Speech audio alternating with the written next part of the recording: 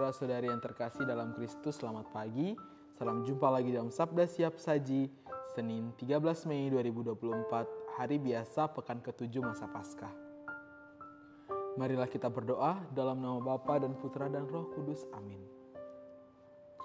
Allah Bapa Maha Pengasih, kami bersyukur atas sakramen baptis dalam gerejamu. Semoga rahmat sakramen itu mengobarkan semangat kami untuk memberikan kesaksian akan cinta kasih Putramu. Sebab Dialah Tuhan pengantara kami yang bersama dengan Dikau dalam persatuan Roh Kudus, hidup dan berkuasa, Allah sepanjang segala masa. Amin. Inilah Injil suci menurut Yohanes. Dimuliakanlah Tuhan. Yohanes 16 ayat 29 sampai dengan 33. Dalam amanat perpisahannya, Yesus berkata bahwa akan tiba saatnya bahwa ia tidak lagi berbicara dengan memakai kiasan. Maka para murid berkata pada Yesus, "Lihat, sekarang engkau berkata-kata terus terang dan engkau tidak memakai kiasan. Sekarang kami tahu bahwa engkau mengetahui segala sesuatu dan tidak perlu orang bertanya kepadamu. Karena itu kami percaya bahwa engkau datang dari Allah." Jawab Yesus kepada mereka, "Percayakah kamu sekarang?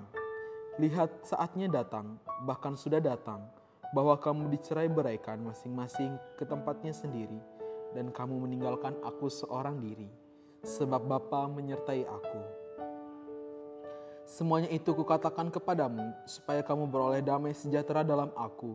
Dalam dunia kamu menderita penganiayaan, tetapi kuatkanlah hatimu, aku telah mengalahkan dunia." Demikianlah sabda Tuhan. Terpujilah Kristus. Baiklah saudara-saudari yang terkasih, selamat pagi. Pada hari ini penginjil Yohanes menceritakan bagaimana Yesus yang memberikan amanat perpisahannya kepada para muridnya sebelum ia naik ke surga.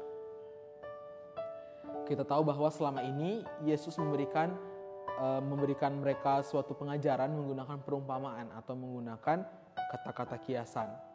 Namun sebelum ia naik ke surga, ia pun sudah mulai berbicara menggunakan bahasa yang terus terang atau bahasa yang sebenarnya tidak lagi menggunakan perumpamaan.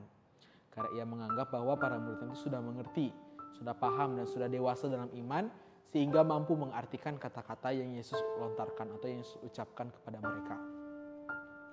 Dulu sebelum Yesus mengenal mereka, awal-awal mereka berjumpa, Yesus memberikan mereka pengajaran menggunakan bahasa-bahasa kiasan atau perumpamaan, karena yang notabene-nya para murid ini sebenarnya itu tidak memiliki standar kualitas pendidikan yang baik pada saat itu. Mereka hanya bekerja sebagai seorang nelayan.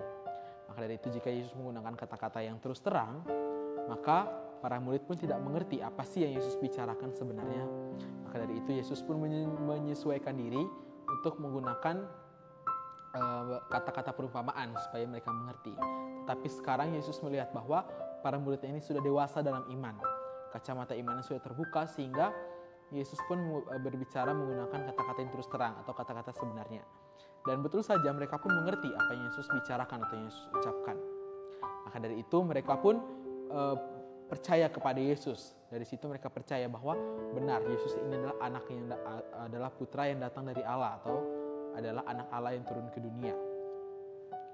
Nah, inti pada Injil hari ini di mana Yesus tuh ingin memberitakan kepada kita bahwa kita nih harus mau untuk melakukan tugasnya, itu menyebarkan Injil ke tengah-tengah dunia. Sama seperti para murid yang diutus, yang dicerai-beraikan, bukan berarti mereka dihancurkan, tetapi dicerai-beraikan maksudnya itu mereka tuh diutus ke berbagai macam daerah.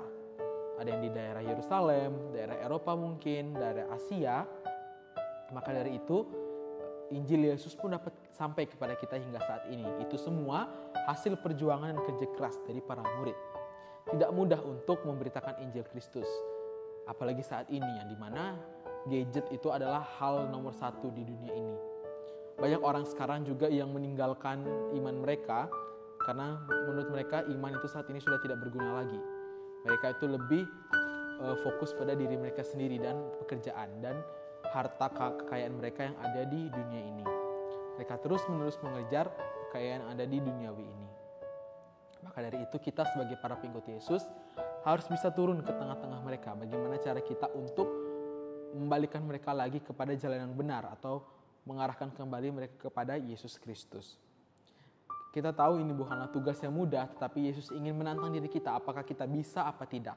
Bukan cuma kaum tertabis atau bukan cuma biarawati saja yang harus menjalankan tugas ini, tetapi kita semua pada pengikut Kristus harus bisa menjalankan tugas ini di tengah-tengah masyarakat.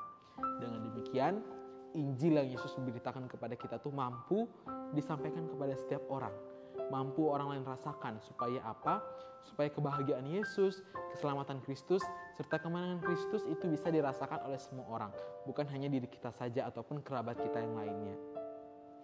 Maka dari itu jika kita bisa melaksanakan hal ini, kita bisa mengerjakan tugas ini, upah kita itu besar di surga. Karena apa? Karena kita berhasil membawa kembali domba-domba yang hilang, kita berhasil merangkul kembali orang-orang yang hilang kepada jalan yang benar, sehingga kita semua nantinya bisa berkumpul bersama Allah dalam sukacita surgawi bersama Allah Bapa di surga. Sekian dan terima kasih.